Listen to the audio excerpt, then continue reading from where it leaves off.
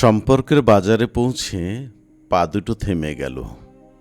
সম্পর্ক বিক্রি হচ্ছিল ওখানে খোলা বাজারে। আমি কাঁপতে কাঁপতে জিজ্ঞেস করলাম, কী দামে বেচছ ভাই এই সম্পর্কগুলো? দোকানদার জিজ্ঞেস করল, কোন সম্পর্কটা বানাতে চান আপনি? ছেলের না বাবার, বোনের না ভাইয়ের?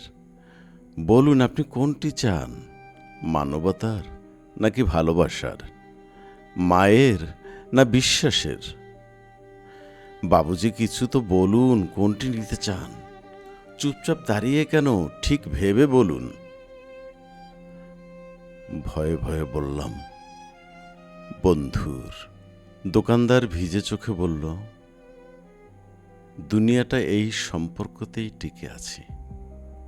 তবে মাফ করবেন বাবুজি, এই সম্পর্কটা বিক্রির জন্য নয়, এর কোনো দাম দিতে পারবেন না।